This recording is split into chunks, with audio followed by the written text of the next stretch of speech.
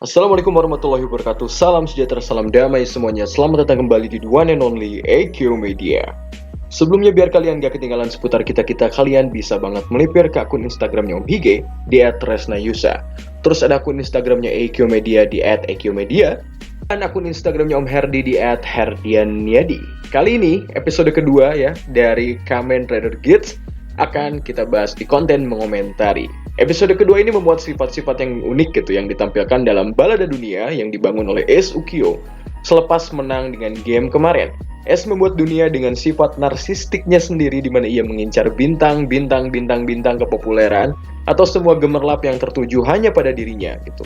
Dia mencari beberapa leveling untuk lebih membuat dunianya tertuju hanya pada dia.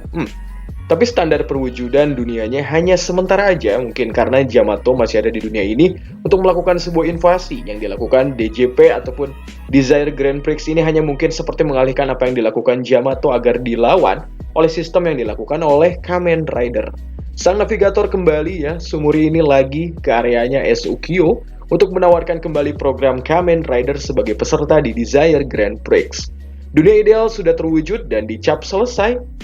Nampaknya perwujudan Ace Ukyo yang juga diibaratkan sebagai manusia penuh persiapan matang dan penuh kepercayaan diri dan juga penuh tujuan, menempatkan ia menjadi center of point, di mana penulis kita Yuya Takahashi ingin menampilkan bahwa karakter Ace Ukyo adalah kita yang survive dan kuat selepas pandemik.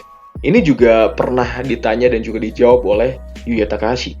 Kita seakan digembleng gitu sedemikian rupa ya kemarin gitu hingga berkarakter kuat dan berani dan juga kian mampu gitu dalam segala medan yang dihadapi yang datang silih berganti di dunia ini gitu.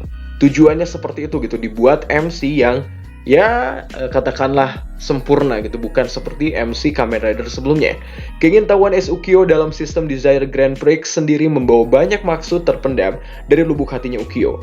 Apa yang sebetulnya ia cari dan apa sebetulnya trigger utama dia masuk ke dalam sistem Desire Grand Prix dan apa keinginan primer dari dirinya di dunia ini.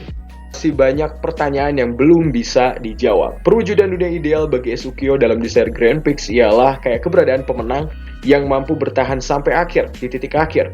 Tidak peduli leveling kedepannya akan seperti apa dibuatnya yang akan hadir dalam game ini. Layaknya terkena genjutsu dalam dunianya Ace Ukyo ini yang sudah disetting, kakaknya Keiwa yakni Sara Sakurai juga sangat menyukai Ace ya. Di dunia ini kemarin mungkin kayak keberadaan Neon gitu yang lebih terkenal, cuma jadi teriset gitu. Dan kepopulerannya tidak semasif dulu sebelum di take over oleh dunia Ace Ukyo. Buset gitu ya, keren ya gitu. Berpindah-pindah sini gitu, kesana, kesini, kemari gitu, kayak berpindah-pindah aja gitu sistemnya sampai ke hal yang terkecil. Menarik banget kalau terus dieksplorasi sampai hal yang sangat ideal dan juga bagus gitu bagi segi visualnya dan juga jalan ceritanya. Orang yang berada di dalam maupun di luar barrier ya kemarin ya, selama dia tidak terpilih sebagai Kamen Rider di next stage-nya, akan lupa dengan kejadian di stage sebelumnya, dan hanya para Kamen Rider lah yang mendapatkan resiko besar ketika into ke dalam game survival gitu. Jadi selain Kamen Rider yang ingat lagi apa yang terjadi, ya resikonya jadi jauh lebih besar di sini. Kalau die ya die gitu, hilang ya hilang, mati ya mati gitu. Emang benar-benar gitu keinget sama anime Guns. Ketika dia berhasil di game, dia keluar sebagai satu pemenang ya, dan dia tuh bebas meminta permintaan gitu. Dan dia juga direset gitu otaknya alias si pemikirannya dan juga apa yang terjadi sebelumnya di Guns game. Entah ini semacam seperti di Javu gitu, terlepas dari bagaimana survival tematik game seperti ini serupa ataupun tidak. Tapi saya komentarin dari segi personalnya aja ataupun dari segi sistem yang mirip-mirip dengan Geats ini. Shin Keiwa yang nyobain belt Desire beserta Tycoon ID Core di kamarnya sendiri membuat kita jadi keinget scene saat Kouta Kazuraba pakai Sengoku Driver di kamarnya gitu. Meski setelahnya hal coba-coba tersebut dari Keiwa ya, tersebut malah kayak membuat dia start langsung dalam Geats-nya Desire Grand Prix dan langsung sebagai peserta ada di sana.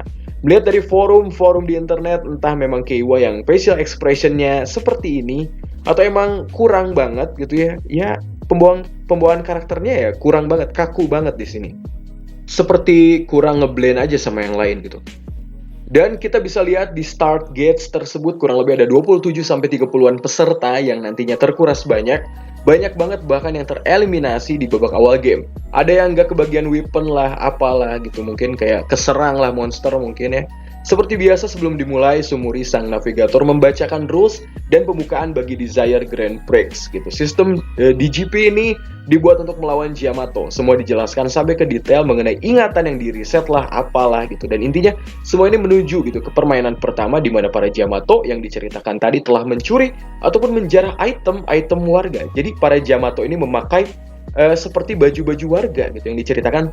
Ya seperti itu gitu. Item warga ini yang diserang oleh mereka memakai baju tertentu. Pertama ya, apakah para Yamato ini sebelumnya memang telah memporak-porandakan beberapa wilayah sebelumnya sebelum dikasih barrier game ini muncul lagi gitu? Karena emang landscape kali ini lebih ke pegunungan dan hutan. Atau pas di Gates tadi sebelumnya ya si Yamato ini udah menyerang sebelumnya. Kedua gitu, kenapa mereka membawa masing-masing harta karun ataupun weapon item pada tubuh mereka gitu, alias kenapa tidak si item ini kayak tersebar gitu di penjuru hutan gitu kayak di stage-nya aja seperti mungkin di pepohonan atau di suatu gubuk atau di sungai, lebih ke mengincar satu kroco Yamato dan di sana setiap kroco terdapat satu item misteri. Agak janggal sih menurut Om Hige ya. Kenapa Yamato ini kayak ikut gitu dalam arahan dan instruksi dari sistem itu sebagai memang kayak lawan di game ini sedemikian rupa ya diatur kayak emang satu sistem dengan Desire Grand Prix gitu. Apakah ini akan mengulang seperti kehadiran para Worms di dunia Kamen Rider Kabuto mungkin, dimana sebelum invasi dimulai memang gitu kayak malah ada seperti obrolan ataupun kerjasama antar penduduk bumi dan monster ataupun antar dari monster dengan petinggi Desire Grand Prix. Terus terjadi kesepakatan dari kedua belah pihak malah dibuat satu challenge seperti Desire Grand Prix ini gitu. Kita kesampingkan dulu deh rules survival game. Mungkin Om Hige banyak yang salah atau mungkin gak tahu sama sekali tentang ini. Jadi fokus utama pembahasannya bukan ke sana gitu. Kayak ya rules ya tetap rules cuma gitu-gitu doang kan, ini beda cerita gitu. Ini lebih ke ceritanya dulu dan kemungkinan yang sudah ada di series Kamen Rider ataupun di dorama ataupun di movie sebelumnya mungkin bisa jadi acuan bagi penulisan di sini. Lanjut lagi, Neon-chan ini lucu banget gitu, imutnya dia itu effortless, dia minta bantuan sama peserta lain karena Sumida ya di sana ada gitu alias si Kamen Rider Dapan, tipikal pria yang menyebalkan gitu, jelas-jelas menolak ajakan kerjasama dari siapapun, ya Neon-chan juga gitu. Malah disamperin kayak om-om yang bergaya agak mencurigakan, agak mesum kelihatannya gitu. Save Neon-chan ya, kita harus bantu Neon-chan. Si Yamato ini juga berbicara ya, kalau kalian lihat dan denger gitu ya, si Yamato Kroco ini kayak agak berbicara bahasa Jepang gitu. Mungkin tidak semuanya, cuman agak gitu. Omoshire gitu, kayak apa gitu. Menjawabnya ada-ada aja gitu. Ini juga bisa dijadikan mungkin suatu alasan apa sih sebetulnya si Yamato ini. Kedepannya pasti bisa diceritakan dari mana asal muasal Yamato ini secara lengkap. Kenapa seakan seperti backup resmi aja dari Desire Grand Prix gitu sebagai penyelenggara di sana. Kayak The Master Game aja gitu disediain gitu si Yamato ini nyediain semua demi manusia untuk melihat potensi sampai di manakah seseorang bisa bertahan hidup demi tujuannya. Atau mungkin kayak rules tentang COVID tadi mungkin yang seperti yang disebutkan oleh writer di sini. Dan lanjut lagi obrolan nostalgia dari Keiwa dan sang interviewernya di mana dia gagal masuk di perusahaan itu gitu. Masih inget kan kalian? Sebuah obrolan kecil ya dari mereka mengenai tujuan atau goals masing-masing dalam Desire Grand Prix. Sang interviewer ini adalah Takahito Taira atau Kamen Rider Ginpen yang memiliki tujuan bahwa dia harus menang di game ini agar dia bisa menciptakan dunia ideal di mana anaknya sehat walafiat. Sementara Keiwa dengan pikiran cinta damainya ingin memikirkan banyak orang lah, ingin agar dunianya baik-baik aja dan tentram. Mereka setelahnya lalu beristirahat di sebuah ruang, waktunya di GP, ya kayak bukan kantin, tempat bisa memesan sesuatu lah gitu. Di sana mereka bertemu sama member tersisa, termasuk ada Dapan, Bufa, om-om aneh tadi, Gits, dan lain-lain. Ada juga si lucu, Neon gitu.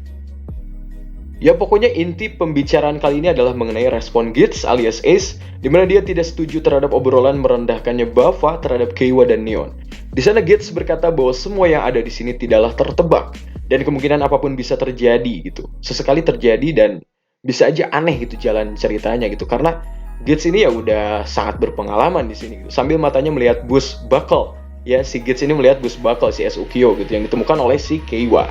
Memang ya rubah licik ini gitu. Nah si rubah mode licik nan pintar ini sangat tahu gitu strategi apa yang buat dia bisa ngedapetin bus buckle dan merubah keadaan di mana dia hanya punya item kacangan gitu ya ketika perburuan level awal tadi.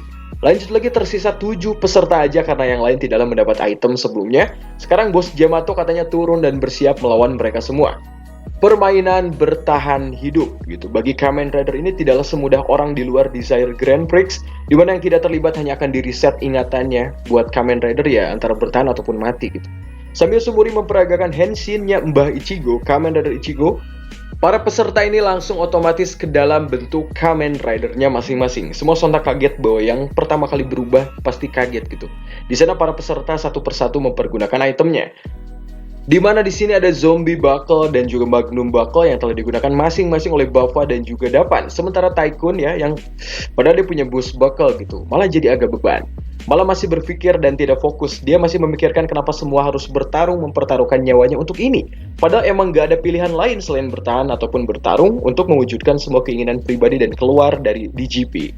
Kalau keluar pertarungan sengaja kan gitu, kayak kalau misalnya peserta keluar sengaja gitu, maksudnya kayak konsekuensinya dia akan tahu sendiri gitu, menjadi malah makin jadi buruk. Itu adalah bridging awal dari Sumori loh. Memang gitu naas ya di sini Ginpen gitu. Om Ginpen langsung terpojok oleh middle boss. Bos kelas Yamato, kelas tengah itu membombardir langsung Ginpen. Di sana Tycoon tidak bisa apa-apa dan malah menyaksikan Ginpen dibunuh sambil ngeliatin foto keluarganya si Om Ginpen. Menit 16:17 momen dimana Taira alias Ginpen mati. Ya gimana ya, agak sedih juga gitu, kayak seperti menyuguhkan realita bahwa kematian seperti ini dengan tema menyedihkan pasti akan selalu disuguhkan dalam Kamen Rider Beats yang sejauh ini baru berjalan 2 episode aja. Sampai video ini diupload ya gitu, ya udah ada yang mati gitu. Ini apa ada hubungannya dengan busur tersebut yang dipakai oleh Ginpen alias Arrow Buckle, dimana Shiroe kemarin juga meninggal pas pakai busur. Membangun bridging dengan memberikan kesedihan dan ketidakmampuan ia menjadi seorang ayah. Ia merasa telah meninggalkan anak dan semuanya. Tapi gagal gitu dia di sini, membuat series ini cukup sedih di menit ini. Ketika menangis sambil berkata ia ingin menyelamatkan anaknya, visual pun lalu menggambarkan hancurnya player alias Ginpen dengan esensi darah yang melebur. Ini malah membuat jadi nambah sedih gitu visualnya. Penggambarannya juga, ya penggambaran untuk visual tadi ya sedih lah. Ginpen pun gagal. Mengetahui Keiwa yang juga terpukul atas insiden ini, bridging mulus dari Gates alias Ace Ukyo ini datang dengan membangun dulu tujuan serta kepercayaan dari Keiwa yang runtuh, bahwa dia satu misi loh dengan Keiwa katanya, untuk sesuatu yang mendamaikan dunia. Ia memberikan alasan bahwa sebagai Gates, dia bertujuan untuk membantu seluruh anak di dunia yang tidak mampu, ataupun tidak sanggup gitu ya. Dan itu juga masuk ke dalam psikologisnya Keiwa yang melihat Ginpen mati karena gagal menyelamatkan anaknya. Dapat tuh gitu ide si Ace Ukyo untuk mengincar Boost Buckle. Tapi jika kita lihat bahasa dari si Yamato yang juga campur-campur gitu yang hadir di sana, terkadang-kadang juga nggak tahu bilang apa gitu. Kayak kadang bilang Hayaku, Ikuzo, ada juga yang nggak jelas gitu kedengarannya. Pokoknya suka-suka dia sih. Belum ada jawaban juga mengenai poin ini ataupun asal-usul Yamato.